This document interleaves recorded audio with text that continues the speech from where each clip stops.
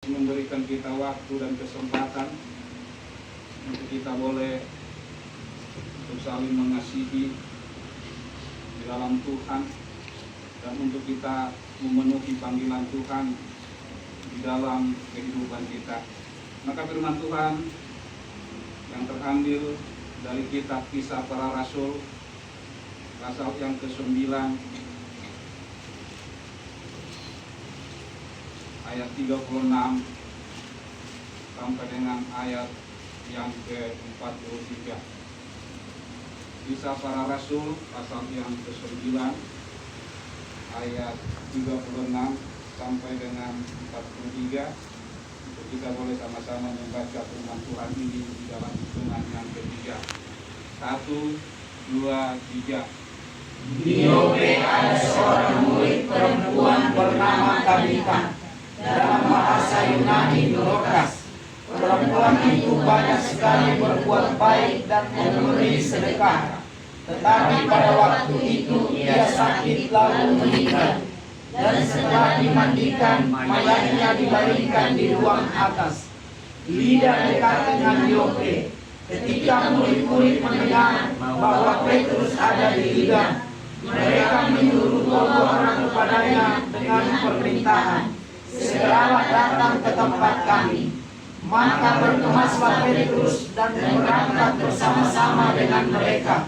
Setelah sampai di sana, ia dibawa ke ruang atas, dan semua janda datang berdiri dekatnya, dan sambil menangis mereka menunjukkan kepadanya semua baju dan pakaian yang dibuat Dorcas waktu ia masih hidup. Tetapi Petrus menyuruh mereka semua keluar. Lalu ia berlutut dan berdoa. Kemudian ia berpaling ke mayat itu dan berkata, "Tabita, bangkitlah." Lalu Tabita membuka matanya, dan ketika melihat Petrus, ia bangun lalu duduk.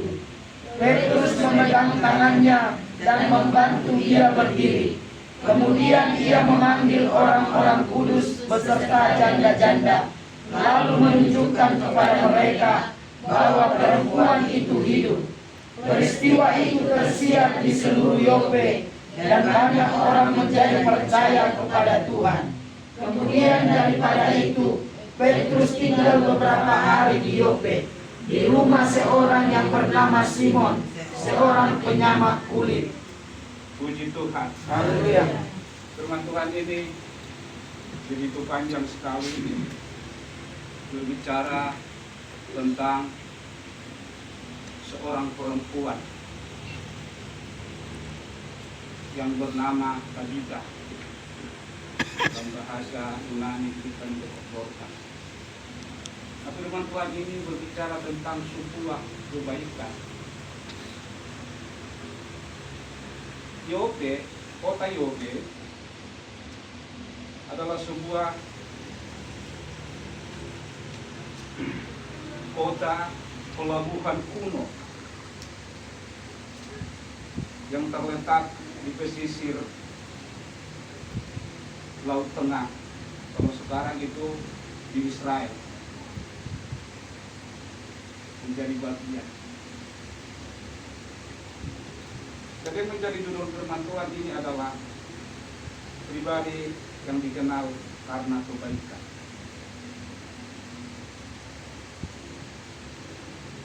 Tabita ini menjadi seorang yang terkenal bukan karena dia punya jabatan, bukan karena dia kaya raya, bukan karena dia yang bisa diandalkan secara sosial, tetapi dia dikenal karena kebaikan kasihnya. Jadi dia bukan orang yang berdiri atau terkenal terkemuka, baik itu di dalam pelayanan tidak.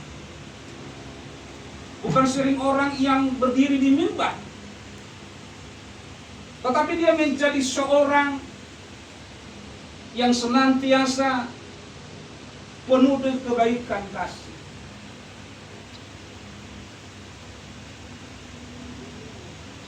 Sehingga nama dia sampai sekarang tertulis di dalam Alkitab. Biasanya orang rasul-rasul atau orang-orang pembesar, tetapi dia sangat orang yang sangat sederhana sekali. Tinjau dari keadaan dia bahwa dia itu tidak layak untuk membantu orang-orang atau janda-janda di sana, bahkan membuat baju. Tetapi firman Tuhan ini menceritakan sebuah kebaikan kasih di dalam seorang pribadi, bukan ditinjau dari segi kekayaan, bukan ditinjau dari segi harta, bukan ditinjau dari segi keberadaan, tetapi sebuah hati yang terdorong timbul dari identitas menjadi murid Yesus.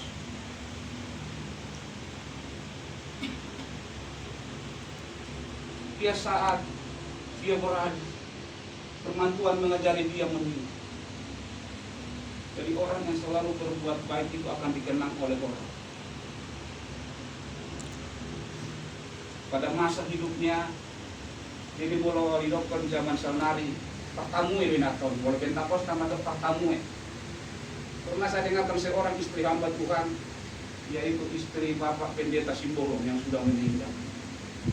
Tinjau dari segi keadaan ibu ini, katanya bahwa ibu ketika siapapun yang ada di rumah itu, ibu ini berusaha untuk memberikan yang terbaik, memijak pejani. Akan banyak saya dengarkan ibu ini. Jadi untuk melakukan sebuah kebaikan kasih itu bukan bisa ditinjau dari segi keadaan. Ada banyak orang kaya tetapi tidak mau memberi. Ada banyak orang yang mampu tidak mau berbagi. Jadi Talita ini atau Dorcas ini menjadi sebuah gambaran kepada orang-orang yang percaya bahwa sesungguhnya menjadi orang yang penuh kebaikan kasih itu harus senantiasa mampu melakukan sebuah pekerjaan Tuhan yang mana dia menjadi seorang murid Tuhan. Bapak Ibu Saudara yang Tuhan kasihi, Tabita adalah seorang perempuan yang sangat sederhana. Tapi karena hidupnya menjadi saluran kasih dan perhatian nyata bagi orang-orang di sekelilingnya. Dia sangat peduli dengan orang-orang sekelilingnya. Memang kita di tahun jadi sadar perempuan memang suka untuk memberi.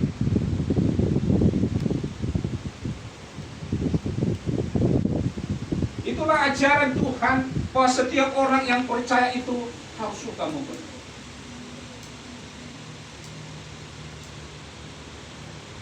Saat ini kita dibutuhkan menjadi talita-talita atau dorkas-dorkas untuk memenuhi apa yang telah kita sepakati. Nah, tentu sekali kita harus mampu melakukan ini lewat kita sudah mendengarkan firman Tuhan. Maka hari ini diberikan kepada kita supaya kita menjadi tabita-tabita atau dorkas-dorkas di akhir zaman.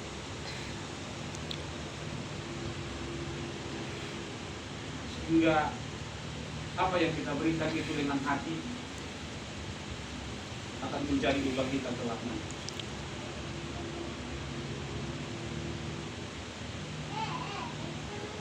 Dorkas ini menjadi, walaupun dia baik, tetapi tetap kematian itu harus ada. Tetapi menjadi sebuah peringatan bagi mereka, orang-orang yang pernah dia tolong. Mereka semua menangis. Tapi ini ada sebuah hal yang diingat mereka dari Dorkas. Sehingga Tuhan pun kembali menghidupkan dia lewat Petrus. Bahwa sesungguhnya orang-orang yang senantiasa berkenan di hadapan Tuhan akan Tuhan perhitungkan. Saya percaya bahwa Kampung Baru Sekupang adalah orang-orang yang penuh dengan kebaikan. Haleluya. Maka hari ini saudara-saudara yang Tuhan kasih, yang membuat kita mampu melakukan seperti yang dilakukan oleh Dorcas. Yang pertama adalah kebaikan yang mengakar dari identitas pengikut Yesus.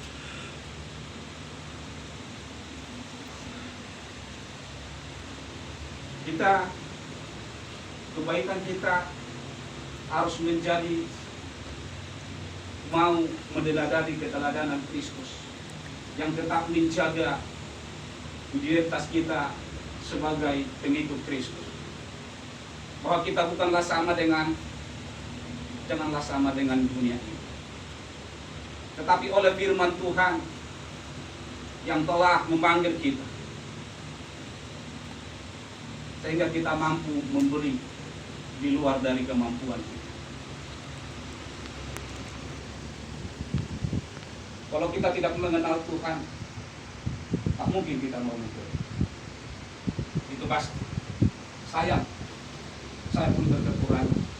Tetapi Dorcas tidak pernah memperhitungkan itu semua, karena dia tetap menjaga identitas dia menjadi seorang murid Yesus yang senantiasa apa yang diberikan dia kepada manusia, akan segala sesuatu akan diperhitungkan Tuhan lewat iman yang dia miliki. Dia tidak pernah ragu,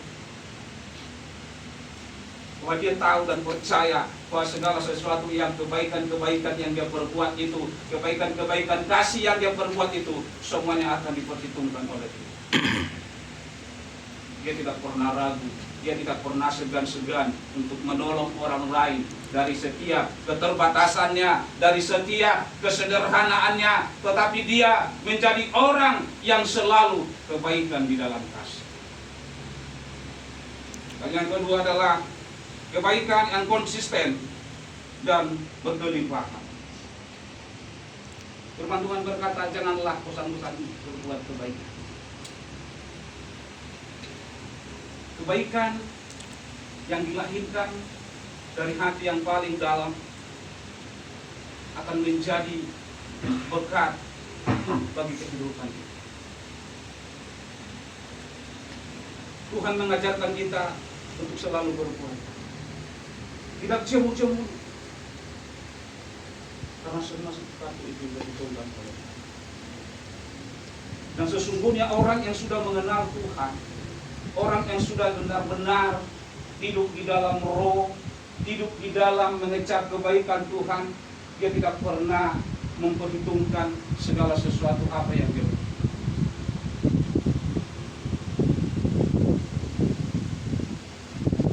Saya bercerita sedikit bahwa kita adalah, boleh dikatakan keluarga gereja kita adalah lebih sederhana sedikit. Saya bukan memonis, tapi karena kenyataan. Tetapi kita boleh bercita-cita. Kenapa kita mampu? Karena kita percaya akan Tuhan. Karena orang yang selalu memberikan kepada Tuhan, Tuhan akan perhitungkan. Gereja saat ini membutuhkan kita. Tabita Dorcas di akhir zaman dituntut oleh Tuhan bagi kita gereja Pentakosta Indonesia. Dari segi kemampuan kita tidak akan sama dari kehidupan kita. Tetapi itulah bahagian dari iman kita. Kita berani percaya bahwa segala sesuatu itu akan Tuhan persiapkan, dan Tuhan akan mengubah kehidupan kita menjadi pengikut Kristus yang setia, yang senantiasa tidak lupa menjadi identitas kita.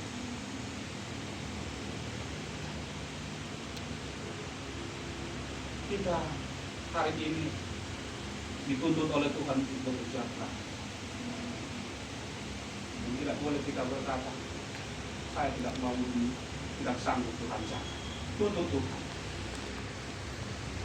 Tuhan akan memberikan jalan bagi kita semua. Doa itu akan menjadi dikenang. Jika itu nanti terjadi, maka itu menjadi sebuah kenangan bagi anak-anak kita dan generasi-generasi kita. Menjadi sebuah hal yang sangat luar biasa. Kenapa? Karena dituntut semua untuk bekerja keras di sana. Kita haruslah, karena kita beriman, kita harus memberi, bukan karena paksaan, tetapi sebuah panggilan bagi hidup kita. Dan kita akan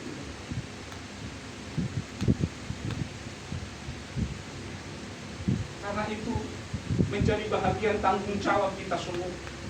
Tidak ada di sini menjadi tanggung jawab atau kepentingan pribadi, tidak ada.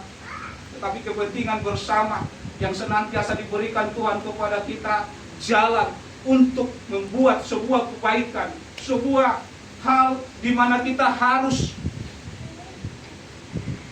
untuk bekerja seperti apa yang dilakukan oleh tadi. Maka selanjutnya Bapak Ibu Saudara yang Tuhan kasih, yang ketiga adalah kebaikan yang memberi dengan nyata dan mengubah untuk orang lain. Ketika Dorcas meninggal banyak menangis, dan lewat itulah bahwa rohani mereka terbuka, pikiran rohani mereka terbuka, bahwa sesungguhnya mereka mencontohkan apa yang dilakukan oleh Dorcas. Menjadi sebuah kebahagiaan bagi mereka, dan mereka melakukan itu di dalam kehidupan yang berkelanjutan. Maka jikalau kita melakukan itu hari ini, maka keturunan kita, maka cucu-cucu kita nanti akan melakukan seperti yang kita lakukan. Jadi berdampak ke kehidupan rohani mereka. Saat zaman ini semua sekarang ini adalah zaman untuk menjadi berlomba untuk menjadi individualis, menyendiri. Tetapi kamu baru setupang saat ini ditanakan kita untuk bekerja, untuk saling mengasihi, untuk saling menolong lewat firman Tuhan. Dan ini tidak bisa instan, tetapi akan berkelanjutan bagi kita. Dan firman Tuhan mengajari kita untuk kita saling, jikalaupun ada konflik, kalaupun ada pun persoalan, untuk kita tidak membawa berlarut-larut saja. Tapi itulah kehidupan itu harus senantiasa berjalan, tidak mulus seperti yang kita kehendaki. Tetapi kadang ada kerikil di sana, ada tantangan yang harus kita hadapi, ada persoalan yang harus kita hadapi. Tetapi bagaimana kita melewati persoalan ini bersama dengan Tuhan. Hal-hal yang terjadi bagi kehidupan kita mungkin secara pribadi seperti kesaksian ibu ini tadi, percayalah bahwa Tuhan akan memberikan jawaban tepat pada waktu ini. Kalau saya tadi sudah selesai untuk fisioterapi, yang hari Selasa saya terapi ke sana, hari Jumat ini, dan dokter berkata, Bapak sudah selesai terapi. Saya kadang kalau pada saat fisioterapi di sana enak badan itu semua, lentur. Tapi sampai di rumah keras lagi, duduk tidak bisa lama. Kadang saya sudah lakukan, saya tetap berharap kepada Tuhan. Tetapi walaupun demikian, saya tidak putus asa. Saya tetap mengkonsumsi rempah-rempah, dan saya tidak cukup hanya berdoa untuk melakukan sebuah hal yang lain dan lewat doa kita. Dan saudara-saudaraku yang Tuhan kasih, kadang memang kita sadari ada penyakit. Bagaimana saya nanti Tuhan bawa saya dulu? Jadi ada pikiran-pikiran yang negatif di sana. Tetapi itulah bagian manusia. Kerikil-kerikil itu akan menjadi bahagian kita untuk memurnikan kita, untuk semakin kita mengenal bagaimana Tuhan bekerja di dalam hidup kita, membuat kita supaya kita bangkit dari setiap kelemahan kita. Tidak seperti orang yang sepoi-sepoi saja, tetapi kita mau untuk mengubah kita senantiasa untuk dekat dengan Tuhan. Jadi apapun hidup kita saat oh Tuhan, saya tidak mampu untuk membaca. Jangan pernah kita mengajak bapak keluarga di sini. Kita tidak tahu bagaimana Tuhan akan membentuk kita. Panggilan Tuhan untuk kehidupan kita masing-masing berbeda-beda, tidak sama. Karena Tuhan mencoba seseorang itu melakukan sebuah penyakit dalam hidupnya. Ada seseorang itu memberikan kekayaan. Ada juga cara Tuhan memanggil seseorang itu untuk memberikan jabatan. Bermacam-macam cara Tuhan untuk memanggil. Tapi satu hal, ketika kita masih ada dalam dunia, untuk kita boleh membuka mata rohani kita, bahwa segala kehidupan kita ada di tangan Tuhan. Haleluya. Dan jangan pernah takut akan hidup ini. Sekalipun apapun rencana Tuhan di dalam hidup ini, mari kita tetap berjalan menjadi seorang yang punya identitas pengikut Kristus, yang tidak pernah melupakan bahwa orang-orang yang tetap setia kepada Tuhan, menjadi murid Yesus itu, mereka harus diajar, dimurnikan, dijadikan menjadi sebuah hal-hal di mana manusia itu harus mau dibentuk sebagai bejana yang siap. Jadi ketika Tuhan memanggil kita dengan suara firman Tuhan, mari kita datang kepada Tuhan. Biarlah kita berlutut di hadapan Tuhan, membawa seluruh kehidupan kita. Karena kita percaya bahwa hidup yang kita hidupin ini adalah senantiasa Tuhanlah yang hidup di dalam hidup. Jadi kita percaya kepada Tuhan. Hari-hari ini semakin jahat. Hari-hari ini membuat kita mungkin akan semakin rega.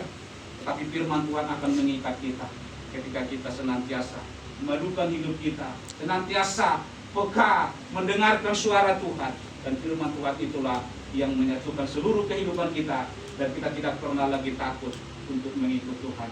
Karena Tuhan telah memerdekakan kita, memerdekakan dari dosa, memerdekakan dari maut, memerdekakan kita daripada iblis. Nah, hari ini Tuhanlah yang menjadi pahlawan di dalam hidup kita. Haleluya. Malam hari ini kita marahkan kepada Tuhan. Kita